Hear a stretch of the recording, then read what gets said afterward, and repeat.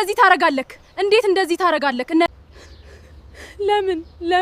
ለምን አዳዲስ ነገሮች ተሰምተዋል። አብርሃም አዲሷን ልጅ ለቤተሰቦቹ አስተዋውቋል። በዚያም እንግዲህ ከኤፍሬም ጋር ትልቅ ጸብ ተነስቷል፣ በሷ በልጅቷ ምክንያት ማለት ነው። በዚህ ጉዳይ እንግዲህ ብዙ ምላችሁ ነገሮች አሉ።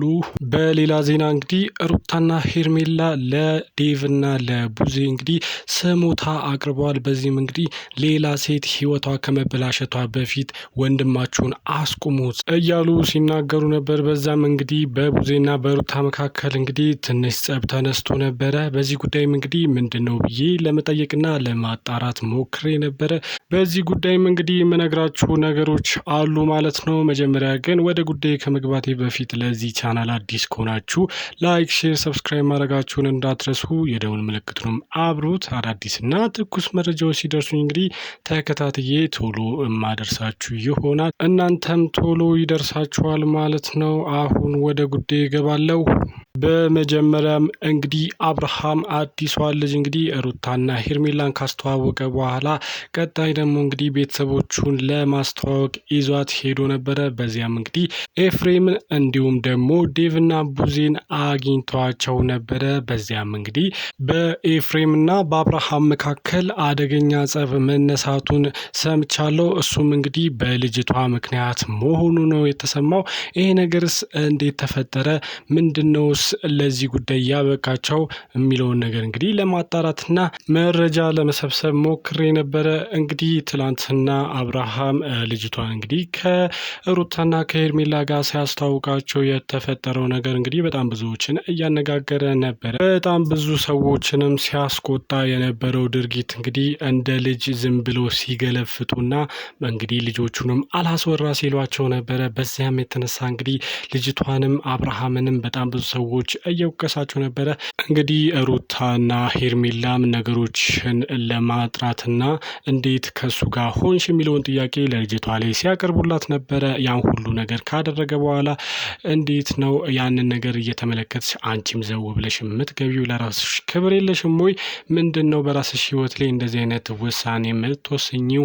ህይወትሽን ወደ ገደል እየከተትሽው ነው የሚሉ እንግዲህ ነገሮችን እያሰሙ ነበረ ሩታ። ነገር ግን ልጅቷ በዛ ሰዓት ምንም ልሰማቸውም ሆነ ከቁም ነገር ልትቆጥራቸው አልፈለገችም። ይሄም እንግዲህ በጣም ብዙ ሰዎችን ያስቆጣና የልጅቷ ድርጊትም እንግዲህ ምን አይነት ተግባር ነው የሚለውን ነገር በጣም ብዙዎችን ያናደደ ሆኗል ማለት ነው። በዚያም የተነሳ እንግዲህ ልጅቷ እንደተናገረችው ከሆነ አብርሃምና እሷ እንግዲህ 7 ዓመት እንደሚተዋወቁና በዚያም እንግዲህ የልጅነት ፍቅረኛው እንደነበረች ሲቀጥል ደግሞ እንግዲህ በጣም ብዙ ነገር እንዳሳለፉና እሷ እንደሆነች የመጀመሪያው ሲናገሩ ነበረ። በዚያም የተነሳ እንግዲህ ያንን ሁሉ አመት ሲያሳልፉ ይሄ ልጅ እንግዲህ ወደ ገደለው ሳይገባ ቀርቷል ማለት ነው። በዚያም እንግዲህ ወይ ቀለበት አላረግላት ወይ ደግሞ እንግዲህ አግብቷት አልገላገላት። ነገር ግን እንግዲህ በህይወት ሲጫወት ነበረ።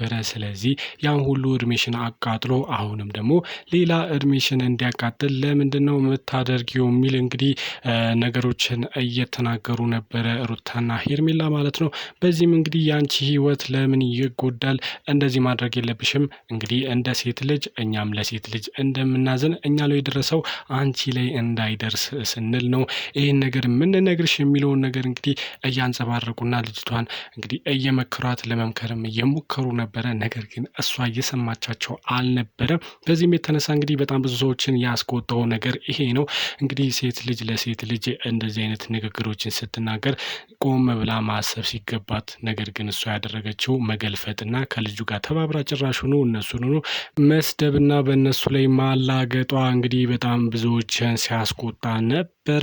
በዚህም የተነሳ እንግዲህ በጣም ብዙዎች አሁን ላይ በልጅቷ ላይ በጣም ብዙ ትችቶችን እያቀረቡና በተለይ ደግሞ በአብርሃም ላይ እንግዲህ ዩቲዩቡ ይዘጋ እስከሚል ድረስ እንግዲህ በጣም ብዙ አይነት ትችቶችና ተቃውሞች እየተንጸባረቁበት መሆኑን ሰምቻለሁ። ከዚህ ጋር በተያያዘ ነው እንግዲህ አሁን ላይ ደግሞ እነሱን ካስተዋወቀ በኋላ ቤተሰቦቹን ለማስተዋወቅ ይዟት የሄደው ማለት ነው። በዚያም ነው እንግዲህ ከኤፍሬም ጋር ትልቅ ጸብ ያነሱት።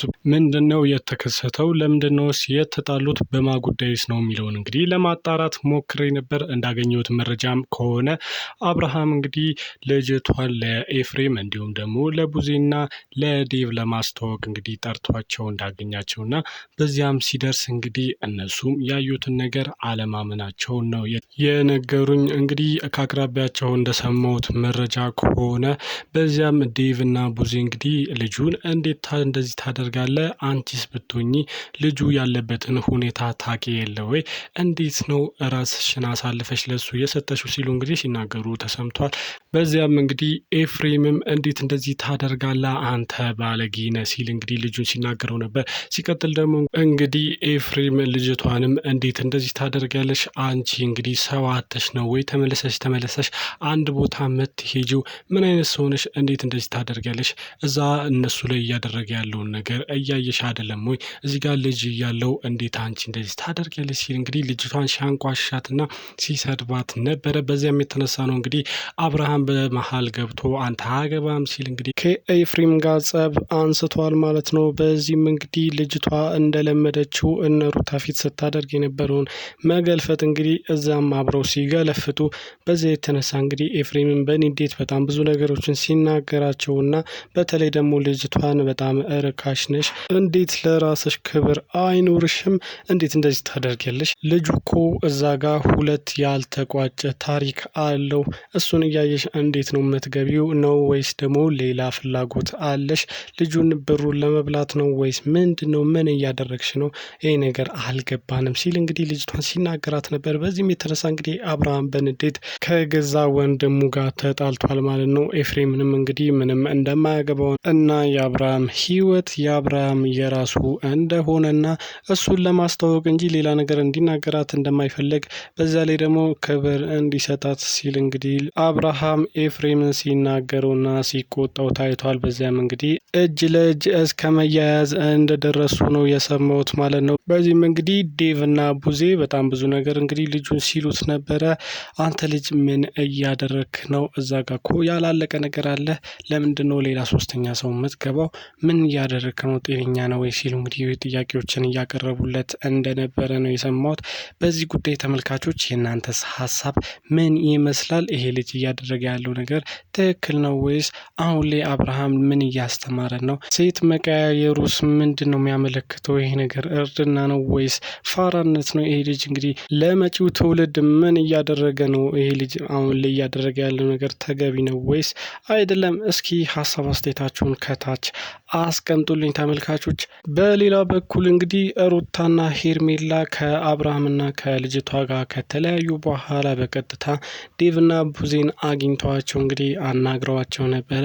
በዚያም እንግዲህ ልጁ እያደረገ ያለው እና ማን እንደሆነች ልጅቷም እንግዲህ ለዴቭና ለቡዜ ነግረዋቸዋል። በዚያም የተነሳ እንግዲህ ሩታ እንደተናገረችው ከሆነ ይሄ ልጅ ሌላ ሶስተኛ ሰው ህይወት ሳያበላሽ በፊት ልጁን ተቆጣጠሩት። አሁን ላይ እያሰበ አይደለም፣ እያደረገ ያለው ነገር ትክክል አይደለም። ይሄ እንግዲህ ለራሴ ለልጄም አዝናለሁ። ነገ አባቱን እንደዚህ እያደረገ ሲያየው ምን ይሰማዋል? ይሄ ልጅ ከአባቱ ምን ይማራል? እንደዚህ እያደረገ ዝም እንዴት ትሉታላችሁ? ድሮ እንደዛ ስትከራከሩለት አልነበረም ወይ? አሁን ነው ልጁን ማሳከም ያለባችሁ፣ ባለፈው አልነበረም? አሁን ላይ ነው ልጁ የታመመው ስትል እንግዲህ ስትናገራቸው ነበረ። በዚያም እንግዲህ ቡዜ እንዴት እንደዚህ ትያለሽ ስትል ስትናገራት ነበር። ልጁ የፈለገውን ምርጫ መምረጥ ይችላል፣ አንቺ አገባሽም የሚል አይነት ሀሳብ አንስታ ነበር።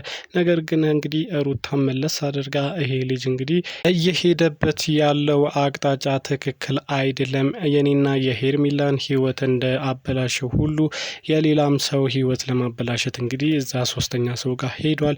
ይህን ነገር እንግዲህ ሴት ነሽ አይደለ? አንቺም ይገባሻል ብዬ አምናለሁ። ለዚያም እንግዲህ ልጁን ከማይሆን ተግባር እንድትቆጥቡት እየጠየኳችሁ ነው። አለበለዚያ ግን ሌላኛው ሶስተኛ ሴት ደግሞ ህይወት የተበላሸ ብላ እንግዲህ እናንተ ጋር መምጣቷ አይቀርምና ከአሁኔው ብታስቆሙት ይሻላል ስትል ስትናገር ነበር። ሄርሜላም እንግዲህ እውነቷን ነው። ሩታ ይህን ነገር ማስቆም አለባችሁ፣ አለበለዚያ ግን የሌላ የሶስተኛ ሰው ህይወት ይበላሻል። እናንተ ምን እያደረጋችሁ ነው? የልጅ መምከር አለባችሁ። ከዛም እዛም መዝለል ጥቅም እንደሌለው ልታስረዱት ይገባል ስትል እንግዲህ ልጁን ለነሱ አቤቱታቸውን እያቀረቡ እንደነበረ ነው የተሰማው። በዚህ ጉዳይ ተመልካቾች የእናንተ ሀሳብ ምንድን ነው? እስኪ ሀሳብ አስተያየታችሁን ከታች አስቀምጡልኝ። እንግዲህ ተመልካቾች ለዛሬ የያዝኩላችሁ አዳዲስና ትኩስ መረጃዎች እነዚህን ይመስሉ ነበረ። በሌላ ዜና በሌላ አዳዲስ ነገር እስክመለስ ድረስ ለዚህ ቻናል አዲስ ከሆናችሁ ላይክ፣ ሼር፣ ሰብስክራይብ ማድረጋችሁን እንዳትረሱ። የደውል ምልክቱን አብሩት። አዳዲስና ትኩስ መረጃዎች ሲደርሱ ቶሎ እንዲደርሳችሁ ማለት ነው። እስከዚያው እንግዲህ ሀገራችንን ሰላም ያርግልን። ፒስ ቻው።